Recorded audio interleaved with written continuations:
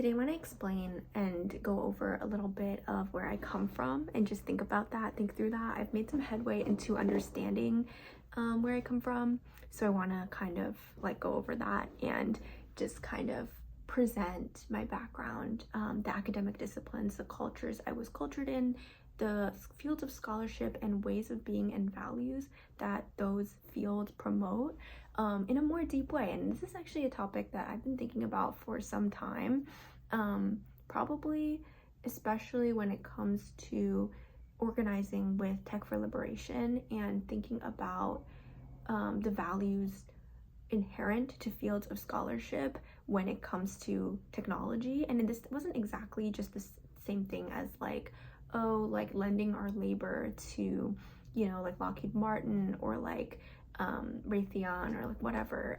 It wasn't exactly that. It was actually more of the specific values that come from different fields of scholarship, and it goes even deeper. And this is something that my friend and I have talked about at length with each other when we were doing departmental organizing and just kind of thinking through those questions. And I want to kind of also use other examples from my life to think through the way that I interpersonally relate to others. The first thing that I will say is that I was cultured in two different academic disciplines mostly, which were journalism and creative writing, specifically poetry. And so when it comes to journalism, the main thing that it manifests in for me interpersonally is that I often approach journalism and interviewing skills have allowed me to deploy my curiosity and really reach out to anybody and form those connections, just you can talk to anybody. But the trade-off is that in journalism, especially as a journalist, as an interviewer, kind of one of the things that you're taught is just really approaching other people, recognizing that they have inherent value, but positioning yourself as kind of more of this vessel of this person who is just a recorder, who's just a documentarian basically.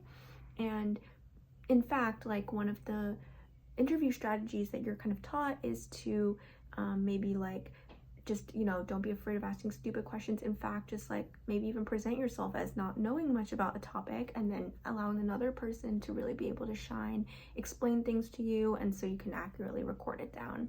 And so I think I take this approach a lot into my personal life, and it's something that has given me a huge gift in a lot of ways to be able to relate to a lot of people and to connect with them. But unfortunately, it's always kind of in that knowledge sharing and resource sharing way. And I think perhaps it has been challenging for me to kind of give that energy back in some ways, or not necessarily, but just for other people to kind of recognize me as someone with something of value to give back. And so I think that that has actually been this is just a insight that I just came up with and before this video, but I was just this actually dovetails with another part of my background. But I have for the past couple years had this concept of me acting like a stupid person in order to gain more knowledge from others, because people are often willing to teach someone who is really eager to learn and who's interested and excited about a certain field or a certain topic. But it's been hard for me to kind of approach people on an equal level because of some of my training and just the ways that I have been working in my personal field. But I will say that it also dovetails with another part of my background, which is I'm from Taiwan, and growing up there, I feel feminine youth is something that is just forever, and it can be forever. It manifests itself in diet culture. There's a lot of studies about eating disorders among Taiwanese college-age women, for example, and just perpetual youth. And some may call it infantilization, or even connect it to fetishization of school-age children, pedophilia. I think that from my personal experience, and this is something I would love to learn more about or think through more, it's something that is also protective in a way, and it's something that women are really complicit in, and it's not clear to me that like the boundaries of how it sort of disempowers women versus it being something that is a positive thing, you know. And that's not to say that it is always a positive thing. I think that the role of youth functions differently in Taiwanese society in a way that I'm really curious to learn more about. And for me, in my personal life, even in America, I found myself leaning on this idea of youth as like a way to gain advantage, especially feminine youth, and just not necessarily like acting dumb to attract men, really, like not at all, but more so using it as a way to avoid responsibility, right? Like using it in like that, you know, girl math, girl dinner, like girl way that has recently been trendy in American pop culture. I feel like has been a trend in the past, like just not a trend, but just like a cultural phenomenon in Taiwan for a long time, at least for me when I was growing up. And you know, this is a total other aside, but another part of this could be like the relationship between childified language and parentified language for third culture kids. Definitely, I think for most diaspora Asian Americans, like their relationship to their home culture, their home language is more so from the perpetual position of a child. And although I don't think this accounts for 100% of what I'm saying, because I've, you know, lived in Taiwan for 8 years and I've seen the role of women, like just like adult women in society who can maintain their youthful status and kind of what that affords to them. You know, like just to bring in, like, I think it's kind of like Anlin Cheng's Ornamentalism, which is a scholarly text in Asian American studies that kind of dissects the role of beauty and youth in Asian American women. I think it's actually very similar, that ornamentalism plays a role in Asian society, if that's not too far of a reach, but that's just kind of the extent of what I can speak to. This isn't something that I've really scholarly studied too much. This is just kind of like my own experiences. But in any case, I think it does dovetail with that positioning, you know, of kind of stupidity, or positioning as someone who knows less but is really eager to learn. And that really dovetails with like youth, with like the identity of being a student, for example, in an IFS way that is a little bit incompatible with like regular adult relationships.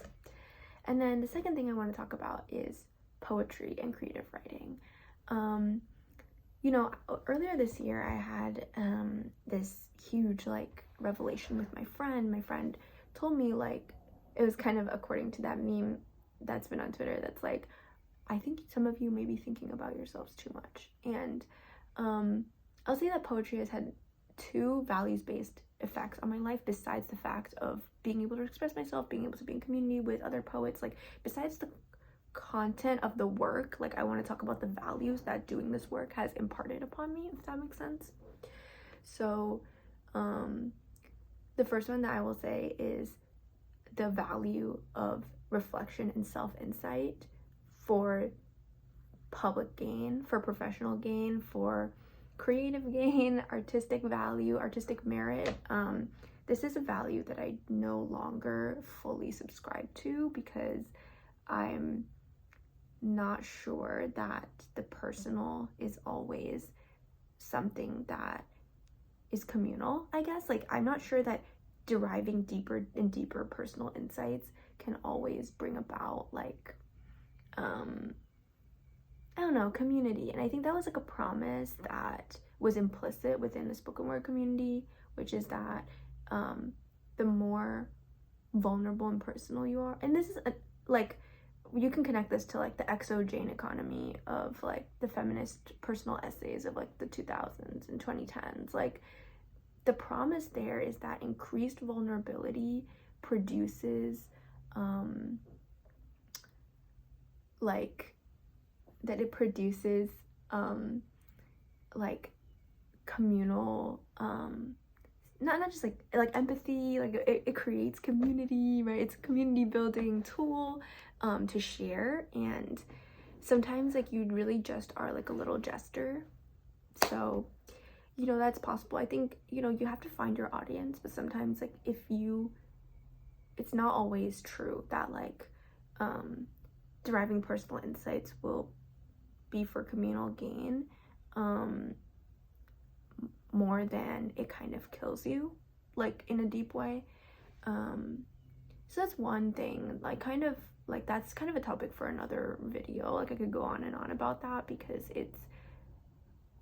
that isn't the extent of what I think about this topic. But in any case, I think that one of the values it imparted on me, which conjoined with modern American therapy culture and journaling and like reflection, was that excavating like myself for a public was a positive, like always a positive thing, or it was even like a moral thing to do. And I think that's no longer something that I really subscribe to, or I'm taking a break from that.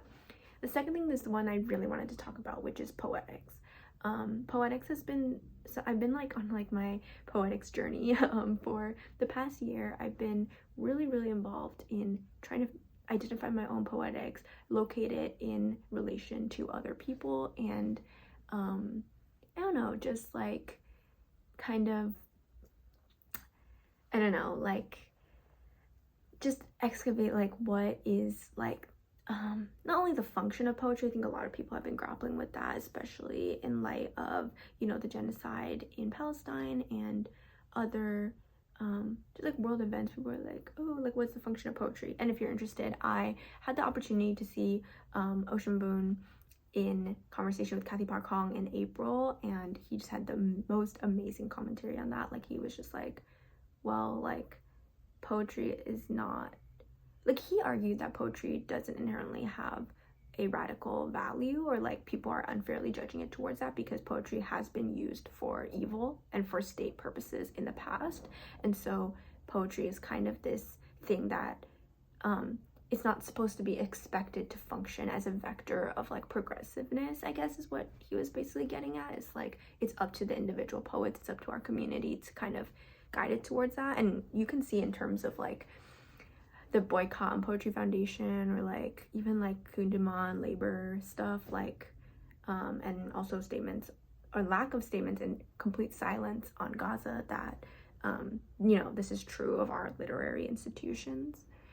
But poetics as in the way we use language, the way we kind of like, I think a lot of people would define poetry singularly within creative writing as like the medium in which the boundaries of language are kind of discussed.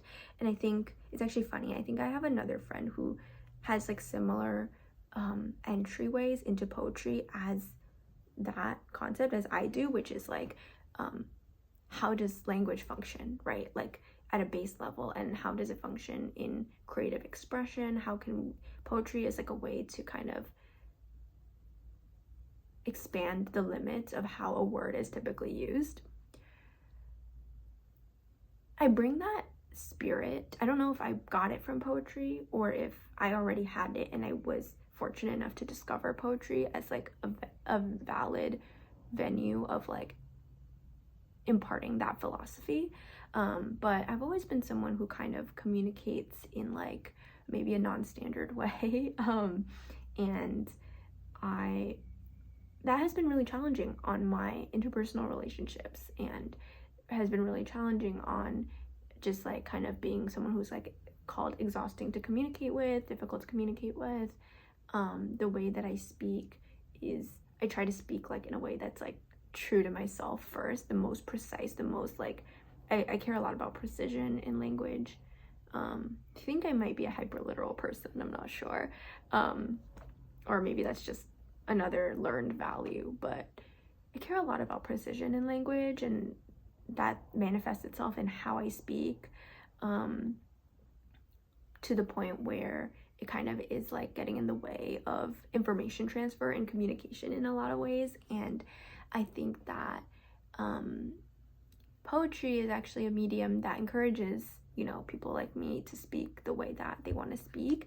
And I feel like that has been a very fortunate part of kind of like either how I came to this medium or maybe how this medium has also shaped me, is just learning that it's possible to like broach like the limits of language. And I think that's also probably a common desire for a lot of people who are maybe third culture kids, or who are bilingual, or who have like roots in different linguistic cultures, so to speak. I don't know if that's the right way to put it, maybe like different grammars.